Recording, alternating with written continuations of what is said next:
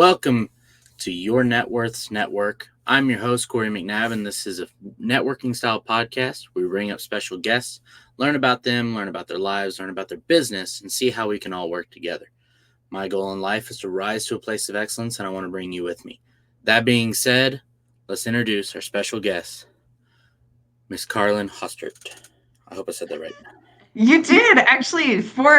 Funny thing, you are one of the very few people that has gotten my last name right on the first try. Oh, okay, cool. I realized I Yeah. didn't even check it before we got started, and then as I said it, I was like, oh no, I screwed No, it up. you nailed it. Awesome. Perfect. Well, Perfect Carlin, execution. I know this is kind of our first meeting as well, so I'm interested, but go ahead and tell the audience and me a little bit about yourself. Oh gosh. I mean, I could give you the whole monologue, like the whole backstory, my childhood growing up. I could give you all of that if you really wanted to deep dive into it. But in a short blurb excerpt I could give you, as a brief overview, I am married to active duty. So my husband is James Hostert. He's actually an operations manager for a real estate company.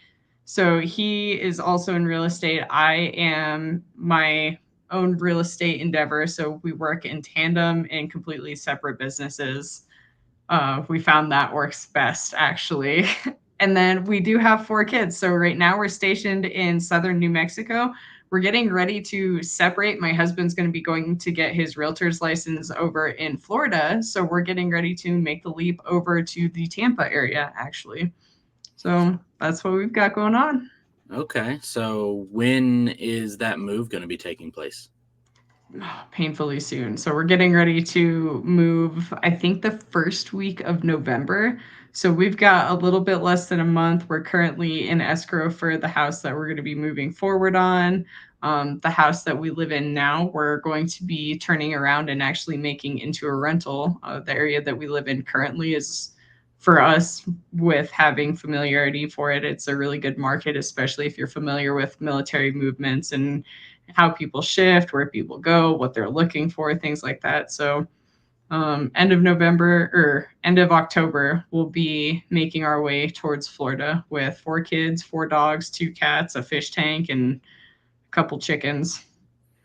Goodness gracious.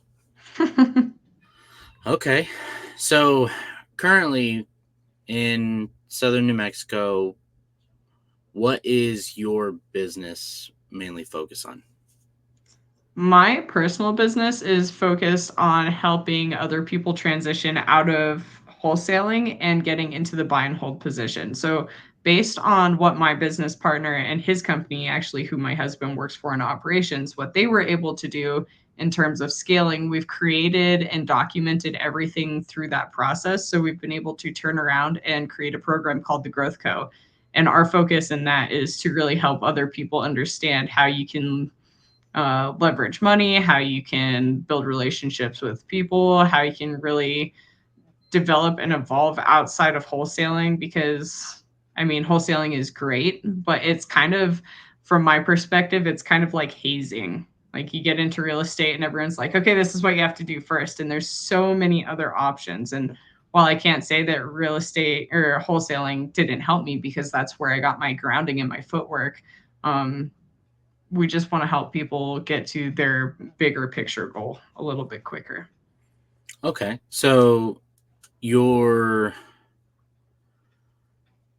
what's the term? I guess your ideal customer in that case would be wholesalers looking to become buyers, or if somebody doesn't have wholesale experience but just wants to be a buyer, are you able to help them as well? Yeah, yeah. So our the people we focus on are the people who are really trying to transition out of wholesaling, or on the other side of the coin, just trying to transition out of a W-2 work environment.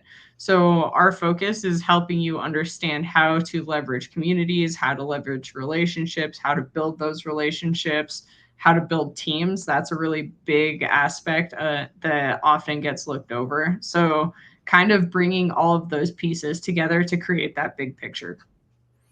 Okay, awesome. I definitely will have to look into that because that's what me and my buddy are doing. We're trying to get to a point where we can leave our W-2 and just go full-time buying. So that's awesome. I'm super glad that you came to be on the show today. I'm happy to be here. So what do you do for your W-2 then?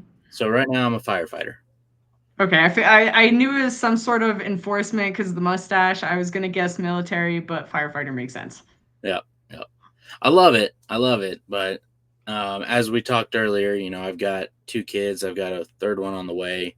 Um, my wife is wonderful and stays at home the whole time and handles everything. It's amazing. Oh my She doesn't get gosh. near enough credit.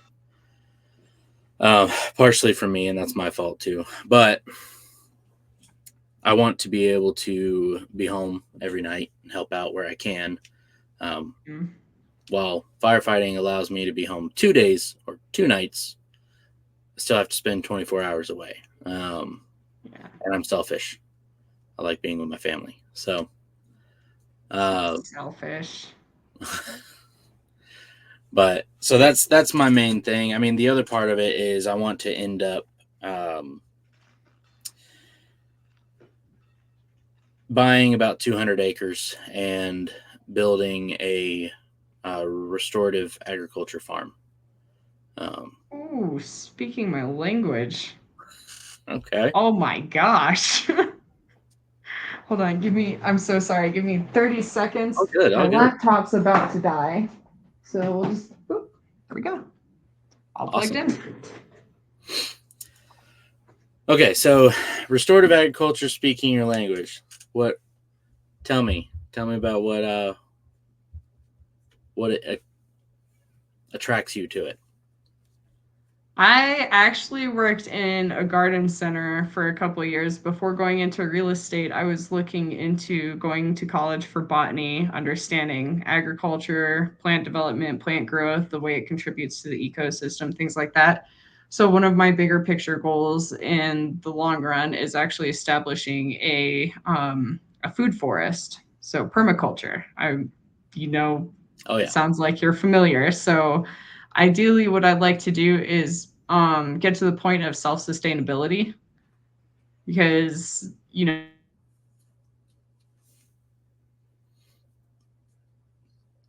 Oh, I think you froze up on my end. I don't know if it's my side or your side.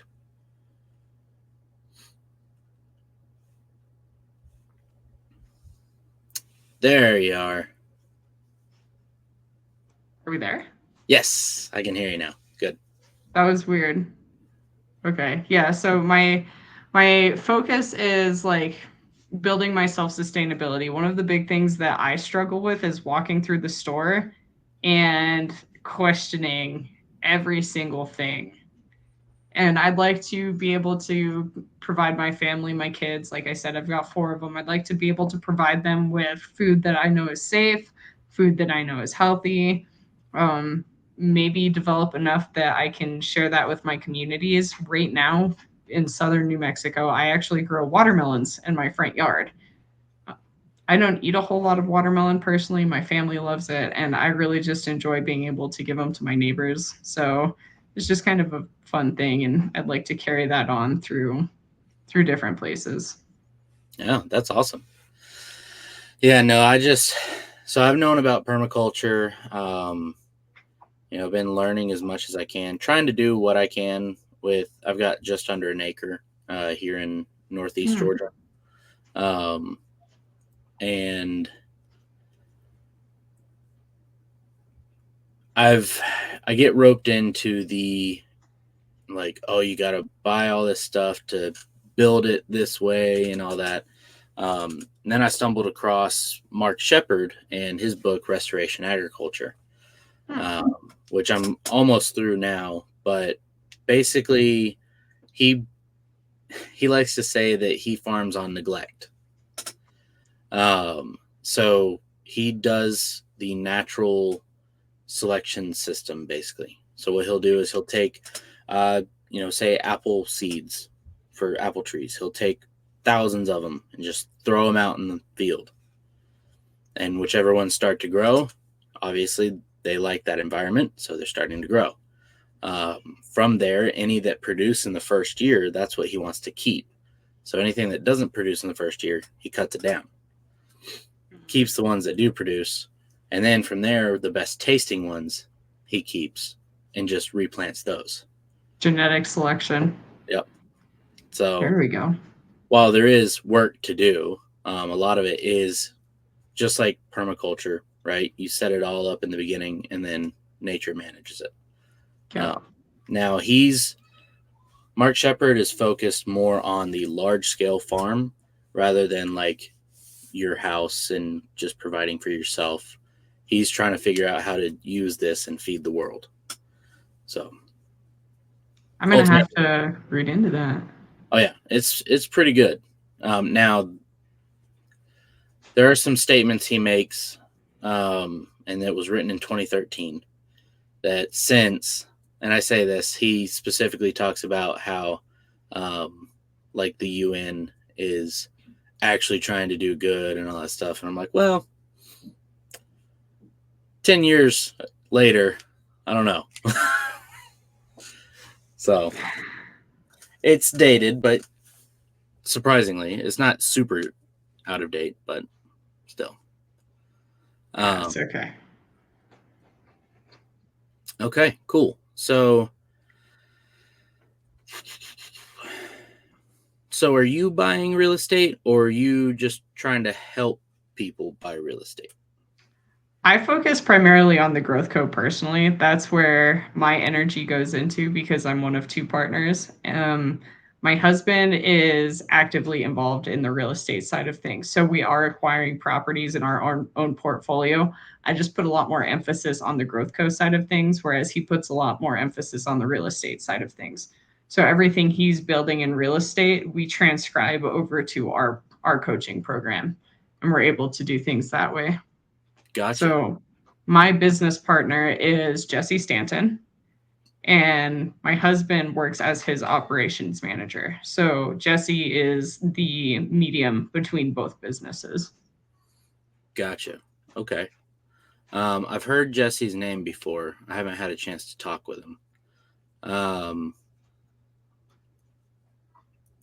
So since you mainly focus on the coaching side of things, I guess give you an opportunity to market yourself. See, never had this come up, so I'm not sure how to ask this question. I guess in a way, what all do you provide to someone who needs your help? And I guess without giving all your secrets away, give whatever away. It's fine. Secrets are fine. I guess what are some tips for someone who could use your coaching that could at least implement it to start so that it makes the process easier, I guess? So I think if we're going to go revealing secrets, let's focus on that. One of our big focuses is hiring from the top down instead of the bottom up, because when we get into really anything, our brain is like, let's because this is real estate, let's focus on real estate. You get into real estate, let's say you're wholesaling. We'll use wholesaling because that's the general example most people are going to understand. Okay, you get into wholesaling, your first thought is, oh, I need to go hire a VA. Okay, wholesaling in itself is a full-time job. That is, it requires a lot of work, especially if you're doing it by yourself. You need to understand how to acquire the leads. You need to understand how to nurture the leads. You need to understand how to close the leads. You need to understand what a lead is, and then you have to get a TC, and then you have to go through closing and escrow. You have to find a buyer. There's a lot of moving parts to it. So you get into wholesaling, and your brain is like, okay, I'm going to hire a VA. Okay. That person is now someone you have to train. So on top of doing all of this stuff, now you are training someone to do that thing, which adds on additional hours to what is already a tedious and exhausting workday. So our focus is in the wholesaling process, because we're sticking with that example. If we were to go teach you how to wholesale, we're going to say, okay, now that you've built this, now that you've started here, instead of hiring a VA down here where you're going to have to train them, you're going to have to teach them the American communication, because there's a big communication barrier between people in the Philippines and the Americans. Americans are kind of assholes. So I'll sell you my house for $1 million. Their brain goes, great, that's a lead. And over here, we're like, you're a jerk. So you have to teach them, cultural understanding. You have to teach them how to qualify a lead. You have to teach them how to do X, Y, and Z. And it's a lot of work. And you're already doing a lot of work. So the next step from our perspective is, okay, you've got the foundation, you've got the mechanics in place, you understand what you need to do. You're going to hire an acquisitions manager. And they are going to manage anyone below them. So you are communicating with this person. They are communicating with everyone down here. It's building a hierarchy. It's building a chain. Working any sort of government-funded job, you understand there's a chain of command. That's what you need to do in any sort of business. Build a chain of command. Because if you're up here, if you're the CEO and your whole time focused is training these people, you can't sustain your business. You need to be doing CEO things, not managerial things. Right. So where I sit in terms of what our business does, Jesse and I sit here. He focuses on coaching. I focus on making sure my team that's right here is managing the things here.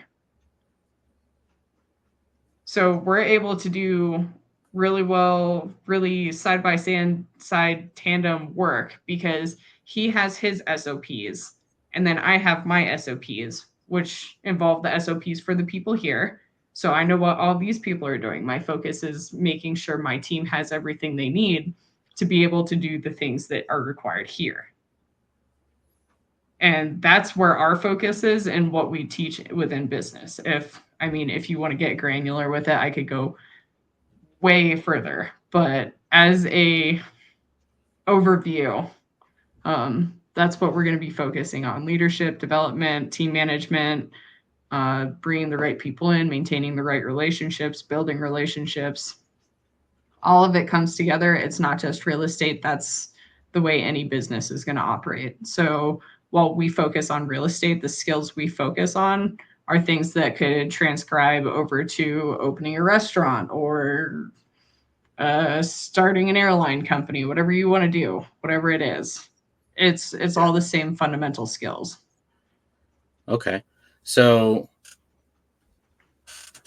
you're basically teaching or helping people build / run their business. Mm-hmm. So do you guys specialize in a single part? Have you kind of branched out to where you can handle all the aspects of business? Like basically what I'm asking is, do you help visionaries be visionaries and integrators be integrators, or are there special parts that you like to focus on?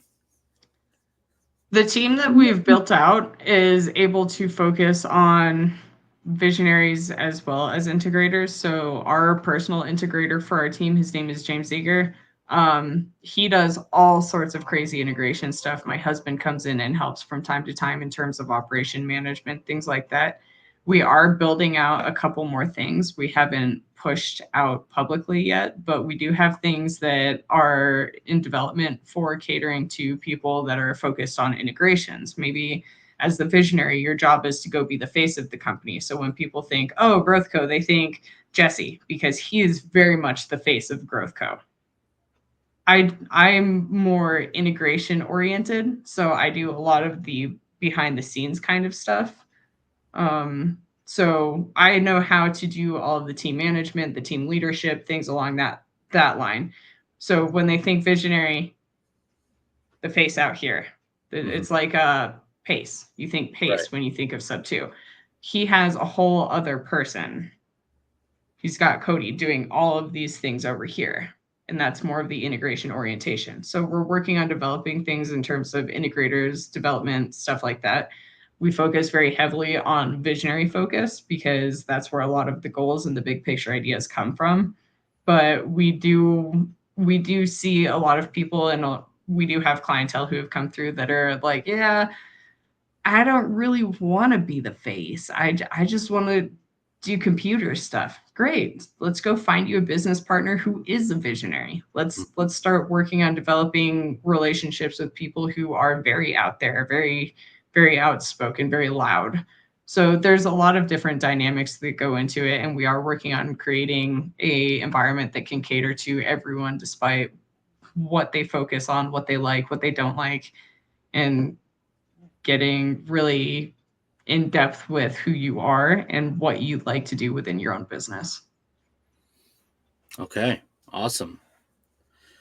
Yeah, my buddy, he's my integrator. We're both learning as we go. So, but I know I'm not an integrator person. I'd rather be like doing this, talking to people, learning what they're doing, building my communication skill. But we're trying to figure it out. So this is definitely something. How for the people watching, okay, how could someone, I guess, get in that coaching? It's as easy as just getting on a call. I mean, transparently, we don't bring everyone into the Growth Co because I personally have spent money on things that didn't serve a purpose for me. So when you're coming into the Growth Co, we really want to make sure that your goals are in alignment with what we're teaching.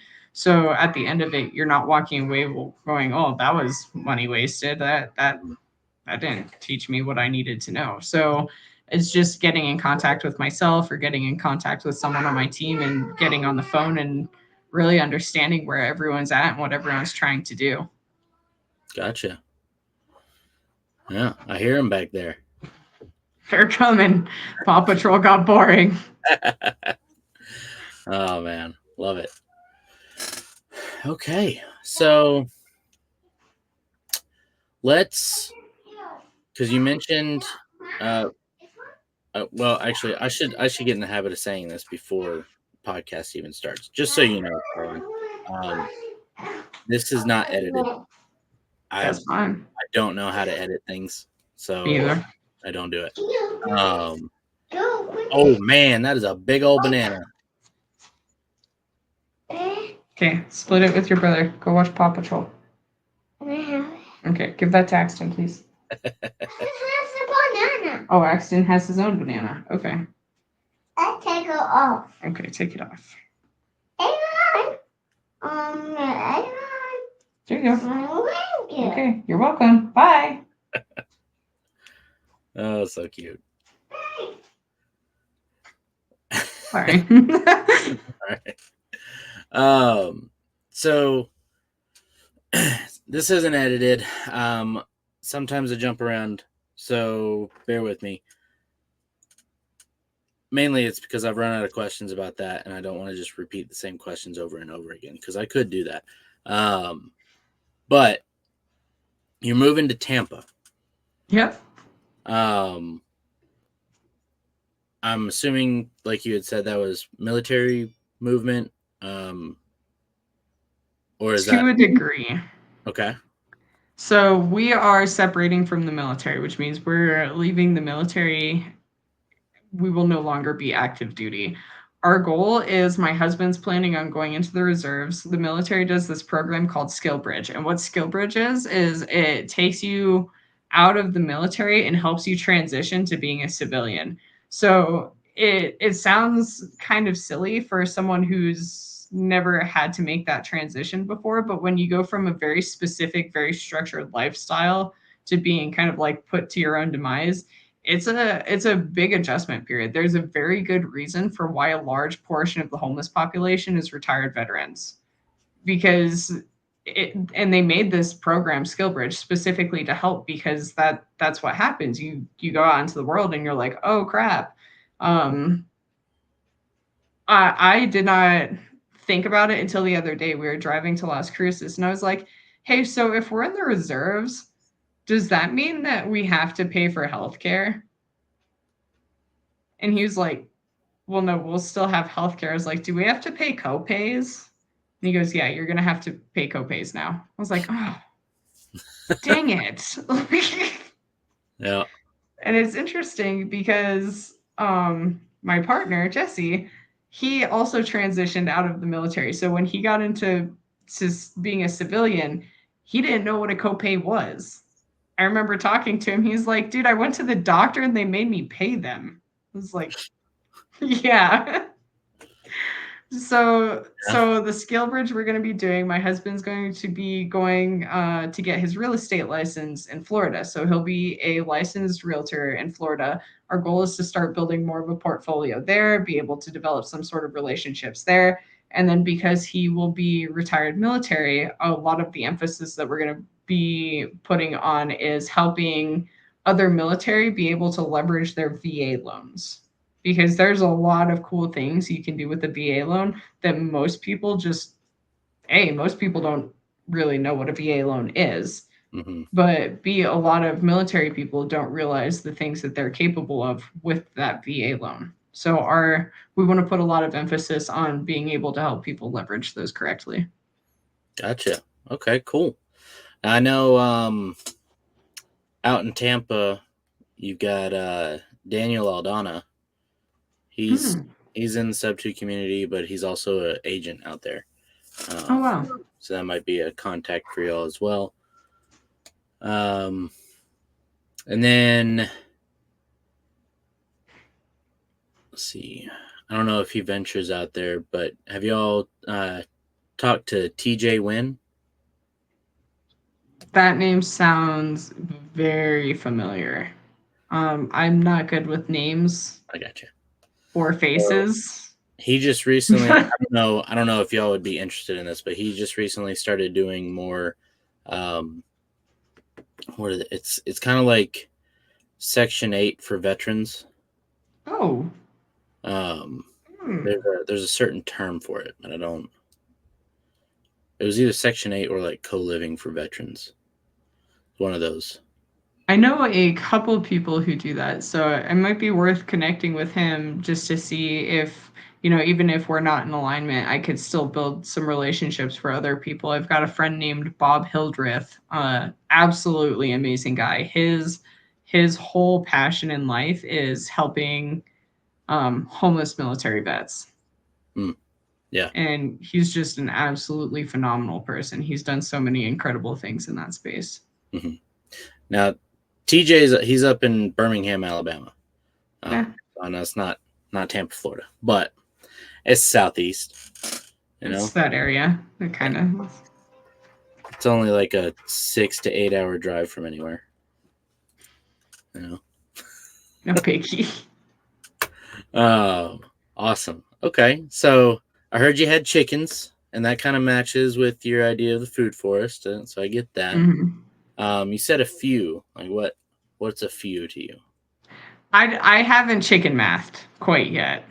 We don't have the space for it, so right now I only have 7 chickens. We had 8, but one of my chickens was bullying the other chickens. So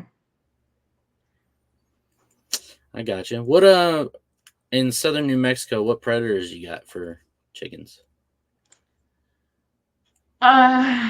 If we were a little bit more out, so New Mexico in general is actually only about 30% populated. We live within city limits though, so we don't really have to deal with a whole lot. If I were out on the outskirts of town, we have rattlesnakes, we have mountain lions, we have, do you know what a javelina is? It's a wild pig. Okay. And it's mean. It's a very mean pig. So we've got javelinas, we've got foxes, coyotes are the real big threat, and we do have those in city limits. They just kind of mind their own business, shoot a BB gun, they run away. Gotcha. Okay. So not as many predators as in Florida. I'm really trying to prepare myself for that adaptation, honestly. Yeah. Well, it's just different predators. I think Alligators, Florida, snakes. yeah, alligators. That's one even I'm not used to. So I live northeast Georgia, and we have Lake Lanier. I don't know if you've heard of Lake Lanier. And it was a few months ago, article came out that there was an alligator found in Lake Lanier, and people lost it. Heck, I'm on the dive team. I go diving in there. I don't want to. You're like, no. Come face to face with that. Oh. So. Yeah, we're pretty close to the border, and just because this is absolutely hilarious to me, someone in South Texas, so we're about an hour, or not South Texas, about El Paso area. They actually put alligators into the Rio. And I thought that was the funniest thing ever. Well, I mean, that's one way to do it. It cracked me up because my family is natively from New Mexico, and I go swim in the Rio up north. In my brain, I'm just like, they won't come this far, right? It'll be okay. Yeah, I don't know. They travel. Yeah. Awesome. Okay. I'll be prepared now. So are y'all moving to a similar situation, like moving into Tampa, the city, or are you going to be more outskirts, maybe have more land? So the property we found, I'm so excited about it. Like I said, we're currently going through the whole process right now. So we're in underwriting right now. We're waiting to find out if our loan gets approved. We've submitted all the paperwork, done all the things. Now we're just kind of waiting because we are doing this, leveraging our VA. So we're just kind of waiting for the formalities and whatnot for all of this to clean up. And then the property we're going to be moving to is on half an acre, and it is further in the outskirts. It's kind of towards Brooksville. It's in a place called Wikiwashi. I don't know if I'm pronouncing that right. That's how I've heard. So when you see videos of Florida with like the crystal clear water and the manatees swimming around, that's the area that we're going to be in. So it's going to be very nature focused, tons of emphasis on outdoor events, things like that. And then the house that we are getting is actually a new build, but the land next to it is a no build. So it's just forest. They're not allowed to develop that. And I could not be any more excited. My brain's like, I'm going to get a 4-wheeler. I'm going to make a 4-wheeler track in there. Like, so I'm going to build a tree house. Nobody can tell me no. There you go. Wow. Well, that's awesome. I know I haven't been down to Tampa for diving. We stay up near like Ocala, and those springs and stuff like that. But yeah, I don't know. That's if I don't have any interest in diving, or if you already do it. But New Mexico. We have to pay for visiting water here. Oh man, I actually believe you. I was not kidding. I'm serious. You're like Well, that's one way that Florida will be nice and different for you. Is that yeah, plenty of access to water, sometimes too much. We'll be about 40-ish minutes, maybe less from Ocala. So we'll be in the area that has the springs. So we'll be by the Seven Sisters Springs, the Wikiwachi Springs. I can't remember the name of the rest of them, like 30 minutes from Hernando Beach. So that area. And I've got an open door policy. So if you want to come dive, bring your kids, bring your family. I'll put you guys up. I'll hold you to that. Yeah. Talk to people. I've done it. My husband has accepted this. Okay. This is fate. This is fate. Amazing. Awesome. Well, man, that's really cool. I'm excited. One, for y'all to move closer, better chance of us to actually meet in person. That'll be cool. But just hearing everything you're doing, really intrigued by, you said it was Growth Co? Yes, the Growth Co. Okay. Definitely have to chat with you a little bit later about that. See if we might be a fit for that. Speaking of which, guys, if you're watching this and you feel like you're in that situation, reach out to Carlin. I'll let you in on a little secret of how to get in touch with her later. But it's not really a secret. Anyways, Instagram handle right there. yeah. No, I mean, that's outside of going more in depth in like what you are thinking for your food forest and stuff like that. I don't really have any other questions.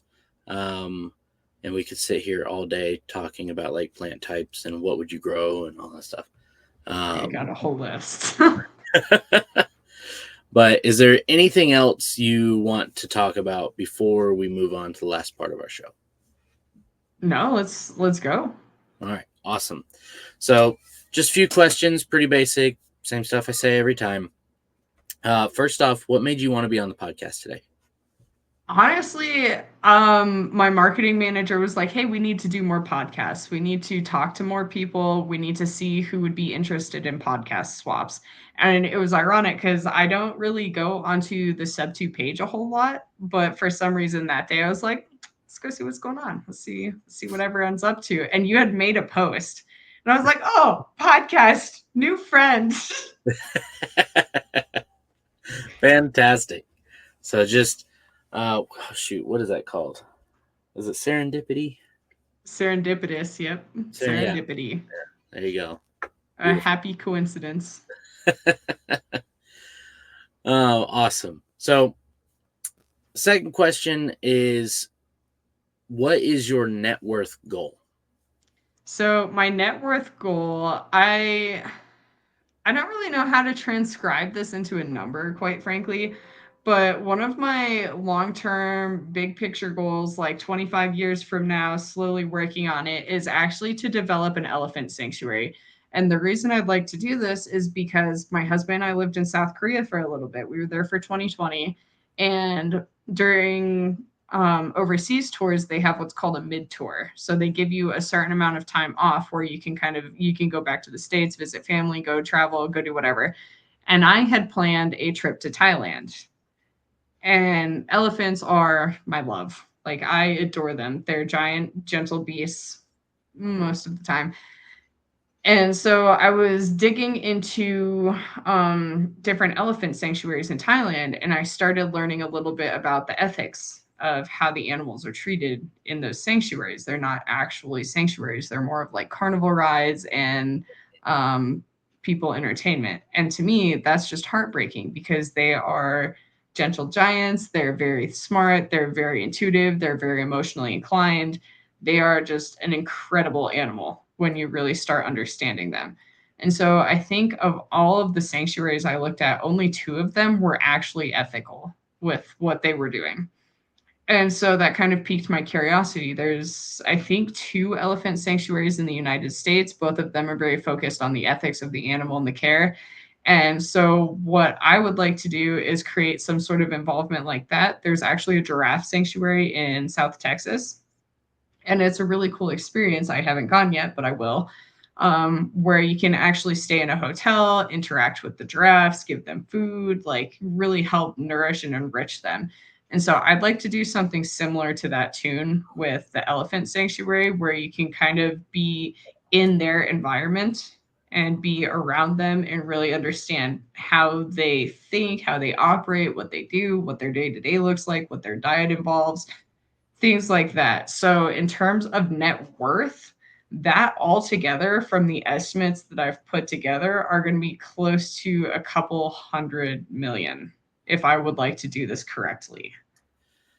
So it's interesting you say that. I had mentioned restoration agriculture. And the whole point is farm scale mimicking the savannas that used to populate North America. All right. To the point that which I didn't even know, and I still need to like fact check this stuff. So if I'm wrong, if he's wrong, I'm sorry, but it sounds awesome. Before I think it's before European settlement, or like the first people came over, or whatever. Or even, sorry, no, I guess it would have been hunter gatherers. So way back then. North America was primarily what's known as the oak savanna. That would make sense to me. Oak trees, chestnuts, beech trees are the main dominant tree species. And then you have, crab apples are the next layer of that. Then you got hazelnuts, grapes, all those different plants, and obviously vast areas of grass, right? Yeah. The grazing animals, the megafauna that used to be in North America, were the type of elephants. It was mastodons, the giant sloths, like all those massive things. And so you're right. There are places that are starting to try and rebuild the savannah and house elephants because they were a part of the system. But that's now restoration agriculture is more of a focus on producing food for humans while mimicking the savannas. But if you have enough land, using that method, it is entirely possible to graze elephants. Yes, it's so like I had mentioned, it's a very long-term goal. Like this is a life project that I'm looking at.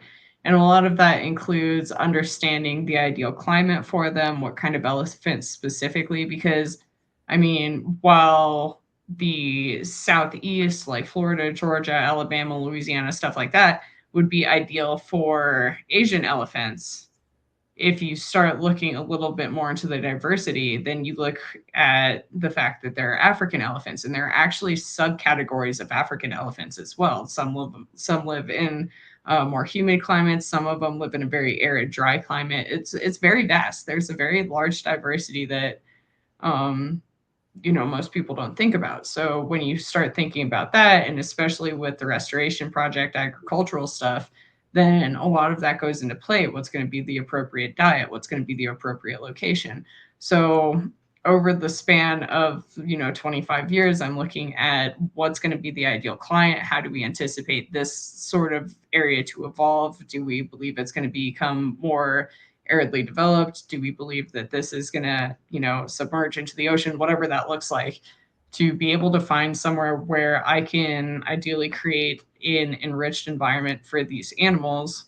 And knowing me and my personality, it's probably going to be expanding past elephants, honestly. But so right now, like I've had that 200-acre idea in my head. If it goes above that, I may consider adding elephants into the grazing process.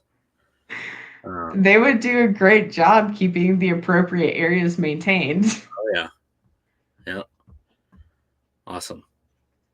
Okay, back to our questions. That was a little tangent, special for you guys watching. What would you say your strengths are in business or in your personal life? Both of them. I'm a very emotionally inclined person. So I'm a very strategical thinker. So let me put it this way. Jesse and I communicate in a very specific way within business because he is literally my best friend outside of my husband. We have a very dynamic relationship, I guess you could say. And especially when you're in business with someone, you need to understand where emotions come into play. And you need to understand where logic comes into play. And so something I personally have developed with most relationships I have is I communicate in a way that says, hey, I'm going to put my friend hat on. And what that means is I'm going to communicate specifically emotions to you. And when we're communicating emotions, things don't need to make sense because how I feel is how I feel. I don't have to justify my feelings. I'm simply explaining them to you. So I communicate, say, hey, friend hat on. We're talking emotions.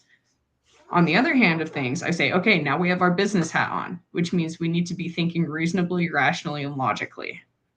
And so I have the the skill set, I guess, to be adaptable to those situations. I can go from very logical to very emotional, and in a reasonably emotionally logical way, if that makes sense. Mhm. And so my strengths are very very focused on mediation, making sure everyone is understanding each other, communicating, looking at both aspects of any sort of picture that's given. So if someone's upset over here and someone's upset over here, I'm able to stay in the middle and understand both perspectives to help that situation resolve. So I'm very good at conflict resolution, and I'm also very good at management.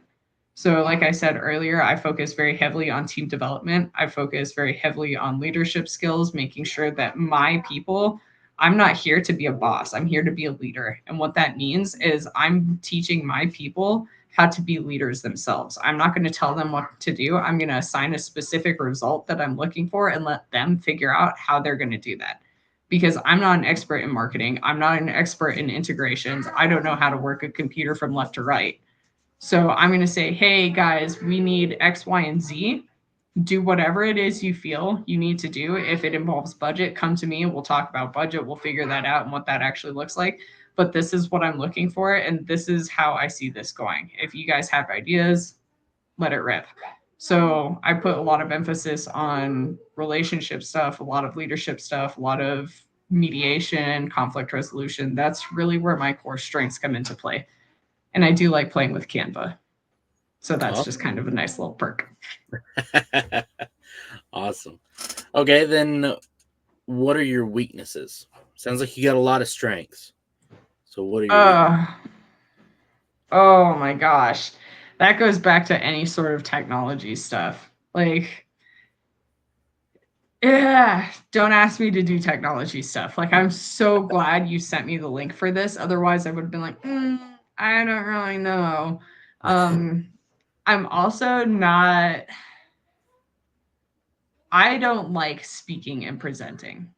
That's not where I thrive. There are certain topics that I can go off on. Obviously, agriculture and restoration is one of those. But when you start asking me questions, I like to stay behind the scenes. And that's something that I need to work on personally, because as a leader, you do need to develop specific skills. You do need to push yourself out of your comfort zone. And so that's something I'm continuously working on. Oh, Lucky Charms. And then life balance. Okay, Oh, yeah. in a little bit, okay? I'll come out in a second, okay? I'll come out. Okay. Gotta get those Lucky Charms. All right, well let me wrap this up so you can go give them some Lucky Charms or have some Lucky Charms. What do you need help with that'll make you money and that'll make you riches? Come out. We are constantly looking for lenders. Obviously, we personally are looking at PMPs and PMLs, so we're not looking into gap lending. Honestly, we can cover our own gap lending right now. We're looking for longer term relationships. And then, as well as wholesalers, we don't just want to buy one deal, we want to buy a lot of deals. And so our focus is evolving a relationship with people who are continuously rotating through deals and cycling them out, getting them in, getting them out. Okay. And then anyone who's interested in learning how to be a buyer, we're happy to help there. Awesome. All right. Well, guys, you got deals, or if you want to lend long-term on deals, reach out to Carlin. Carlin, what's the best way for people to get in touch with you? My Instagram handle is right there. That is my focus for social medias. But you can also get connected with me on Facebook, The Book of Faces. The Book And of Faces. I'm The Book of Faces, and I'm generally pretty quick to respond because 90% of my day is spent on Facebook. There you go. Awesome. Well, Carlin, that's all I got for you. I really appreciate you coming on the show. Sounds like you gotta go feed some little mini ewes, I guess. They're really mini Jameses, honestly. Once you meet my husband, you'll be like, yeah, there's no resemblance. That's hilarious. Well, yeah, I know. Again, I appreciate you. And we'll definitely get back in touch. I do want to learn more, see if I might be a good fit for your growth coaching stuff, or if we can just work together in the future. Sounds like Yeah. we're trying to do similar stuff. So maybe if something doesn't work for you, pass it on to me. Something doesn't work for me, I pass it on to you. Heck yeah. And I'd love to have you on our podcast. It's called TGIF. We do it every Friday religiously at 12 p.m. Mountain Standard Time. So that would be 2 p.m. your time. Yep. Yeah. Got it. So we'll have to get you on there. All right. Yeah, I appreciate it. Yeah, of course. It was great to get to know you, and it's always exciting to talk to another nature enthusiast. So, Oh, yeah. Yeah, I actually had a buddy that I interviewed. It was like my third podcast. He called me yesterday. He was like, I'm 2 weeks away from being certified as an organic farmer. yes! Like, heck yeah, dude. He goes, I'm looking for land in Georgia. Let's do something. I was like, oh, okay. All right. So, Well, if I come across land in Georgia, I will let you know. all right. Awesome. Thank you. Again, so I much, appreciate you, Carlin. Thank you for coming out or logging in. And we'll keep in touch. I'm gonna send you to the back and close this thing up, unless you got something else you want to share. That's it. Don't let me keep talking. All right. I appreciate you, and yeah, guys, that's our show. Tell me what you thought about Carlin. I thought she was great. Seems like I gained a new friend. I hope you did too. You just got to reach out and make the final connection. That being said, like and subscribe. I shouldn't have to tell you to do it, but if you were unsure, if you actually do like the series, subscribe so you can see when more episodes come out, which they come out every Monday. I've been fortunate enough to be part of an amazing community. Sub2, got to shout them out. Boop. That I've not missed a Monday since like mid-February. So super stoked about that. Hopefully I can continue on for at least 1 year, if not longer. That being said, guys, until next week, peace be with you. Love you guys. Be safe. Have a good week.